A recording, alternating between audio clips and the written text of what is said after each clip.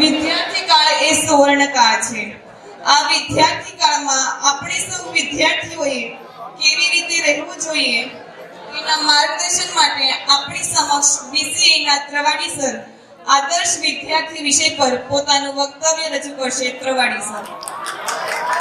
Doctor Modi સાહેબ તથા આવેલા મહેમાનશ્રીઓ તથા મારા વાલા સ્ટાફ પરિવાર, વાલા વિદ્યાર્થી ભાઈઓ અને બહેનો, કેમ છો બધાય?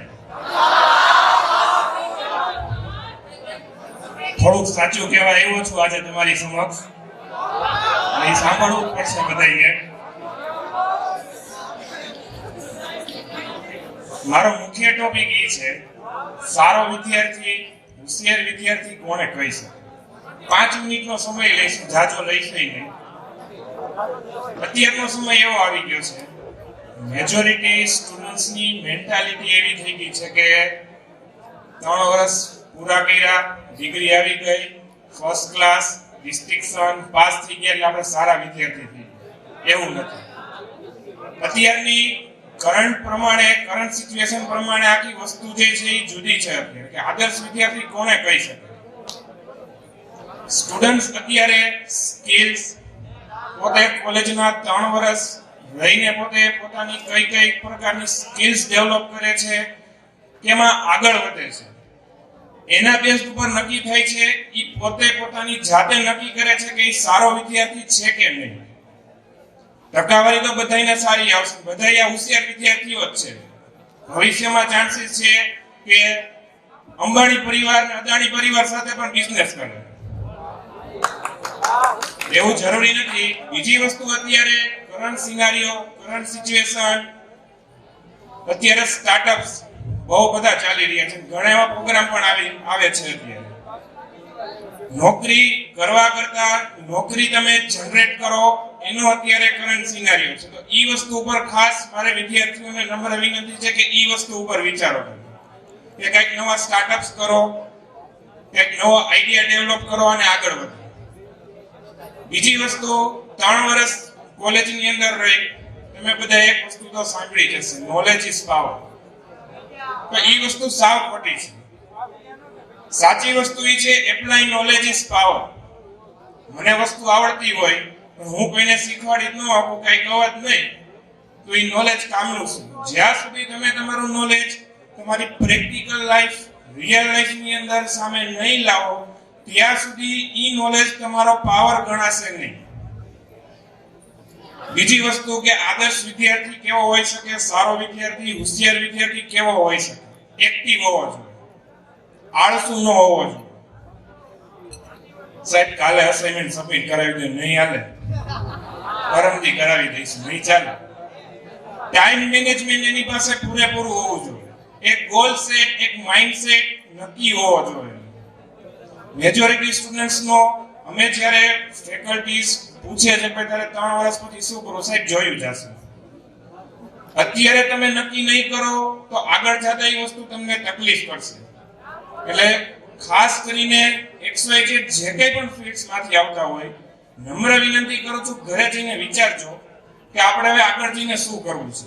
મેં પોઈન્ટ નોટ ડાઉન કરી, ઇતર પ્રવૃત્તિમાં ભાગ લીધો. અહીંયા મેં અલગ અલગ પ્રકારની કૃતિઓ જોઈને મને પણ ગર્વ થાય છે કે હું આ સંસ્થાની અંદર એક અધ્યાપક તરીકે જોબ કરું છું અને બધા ઇતર પ્રવૃત્તિમાં ભાગ લે છે. પોતપોતાનું જે કંઈ પણ ટેલેન્ટ છે એ ટેલેન્ટ દેખાડે છે. સારું કહેવાય. આ વસ્તુ બધી જગ્યાએ વસ્તુ જોવા નથી મળતી. બીજી વસ્તુ કે તમારે સારા વિદ્યાર્થી તરીકે ટાઈમ ટુ ટાઈમ અપડેટ રહેવું પડશે. જૂના રૂઢિ પ્રમાણે ચાલશો તો તમે આગળ નહીં વધી શકો. ખાસ છેલ્લે મારે એ વસ્તુ કેવી છે કે મોબાઈલ આવતા આમાંથી કોને એવું લાગે છે ખોટું બોલતા વધારે શીખી ગયા છીએ, આપણે ખોટું બોલતા થઈ ગયા છીએ. બધાને એવો અનુભવ થયા છે. પણ મારો સવાલ ઈ છે, ભવિષ્યમાં તમારી ફેમિલી, ફ્રેન્ડ સર્કલ, રિલેટિવ તમારી ઉપર વિશ્વાસ મૂકશે ખરા? એટલે મોબાઈલ, XYZ, સોશિયલ મીડિયા, એનો સારો ઉપયોગ પણ થઈ શકે છે અને ખરાબ ઉપયોગ પણ થઈ શકે છે. તમારે કેવો યુઝ લેવો એની પાસેથી ઈ તમારી ઉપર આધાર રાખે છે, જેની ઉપર તમારું ભવિષ્ય નક્કી થાય છે. હજી એક ખાસ આજના સ્ટુડન્ટ્સ ની અંદર હું ખાસ એ વસ્તુ પણ કહેવા માંગુ છું કે સારો વિદ્યાર્થી, હોશિયાર વિદ્યાર્થીનો એક ગુણ ઓબ્ઝર્વ કર્યો છે કે ઈ પોતાના ઘરના વડીલો, દાદા દાદી, મમ્મી પપ્પા મોબાઈલ સાઈડમાં મૂકીને અડધી કલાક બેસવાનું રાખે. તમારા ઘરમાં દાદા દાદી, તમારા મમ્મી પપ્પા જે કંઈ પણ હોય એની પાસે બેસવાનું રાખો. તમે ફૂલની પાકડી ભલે તમારી કરતા ઓછું ભણેલા હોય પણ એને તમારી કરતા જાજા અનુભવ આ દુનિયાની અંદર જોયા છે. કાંઈક નવું શીખવા મળશે તમને. આદર્શ વિદ્યાર્થીઓનો, સારા હોશિયાર વિદ્યાર્થીઓનો એક પણ આ એક સારામાં સારો ગુણ હોઈ શકે કે વડીલો આગળ જે છે એ બેસવાનું રાખો, જેથી ફાયદો આગળ જતા તમને જે છે એ મળી શકે છે.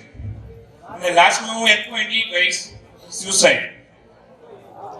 અત્યારના મેજોરિટી સ્ટુડન્ટ્સ ડિપ્રેશન, એન્ઝાઇટીની અંદર એટલા બધા વયા ગયા છે, વ્યસનની અંદર એટલા વયા ગયા છે કે સુસાઇડ સુધી પહોંચ્યા છે. ત્યાં સુધી વિડીયો બનાવીને લોકોને પ્રોત્સાહિત કરે કે અમે જઈએ છીએ, ભાઈ તું જાને ભાઈ જવું હોય તો. પણ એક વસ્તુ યાદ રાખજો, સુસાઇડ કરશો પાછું બાલ મંદિરથી પાછું ચાલુ કરવું પડશે. હવે તો ઇંગ્લિશ મીડિયમ આવી ગયું છે, ઇંગ્લિશ મીડિયમ માંથી ફરીથી સ્ટાર્ટ થવું પડશે. એની કરતા બેટર વે એ છે કે જે કંઈ પણ મુશ્કેલી આવે છે એનો સામનો કરો અને આગળ વધો. અને ખાસ કરીને સ્ટુડન્ટ્સ જે કંઈ પણ મુશ્કેલી આવે, ફર્સ્ટ પહેલા તો તમારા વાલીને તમે કયો. નથી કહેતા એ જ વસ્તુ નડે છે અત્યારે. તમારા વાલીને તમે વસ્તુ જે છે એ કહેવાની રાખો. તમે સ્ટુડન્ટ્સ આ વસ્તુ કરતા નથી ને આવા ખોટા પગલા જે છે એ ભરે છે. અને સ્ટુડન્ટ્સને હું એ પણ રિક્વેસ્ટ કરું છું કે કોઈ આવું કરતા સુસાઇડ કરવા જાતા હોય તો એને રોકજો. આ વસ્તુ સારી છે અને એને હેલ્પ કરજો જે કંઈ પણ હોય. કે સુસાઇડ જે છે એ કોઈ સચોટ સોલ્યુશન નથી કોઈ પણ વસ્તુ. છેલ્લે બધાએ મને ખૂબ શાંતિથી સાંભળો, પણ થોડીક પંક્તિઓ જે છે એ કહીને હું મારી સ્પીચને જે છે હું પૂર્ણ કરીશ. શબ્દ એક શોધો ત્યાં સહિતા મળી જાય, શબ્દ એક શોધો ત્યાં સહિતા મળી જાય, કૂવો એક ખોદો ત્યાં સહિતા મળી જાય. ધન્ય છે આ અમારી દાણક કોલેજ, જ્યાં એક વિષયનું જ્ઞાન આપીએ ત્યાં અનેક વિષયોનું જ્ઞાન સામે આવી જાય છે. Thank you. બધાએ મને ખૂબ શાંતિથી સાંભળો એ બદલ બધાનો ખૂબ આભાર. સ્ટાફ પરિવાર અને આ સંસ્થાને પણ ખાસ હું આભાર માનું છું કે મને બોલવાની તક આપી. લાસ્ટમાં છેલ્લે મારી વાણીને વિરામ આપું છું. Thank you. અસ્તુ. જય હિન્દ, જય ભારત, જય જય ગરવી ગુજરાત.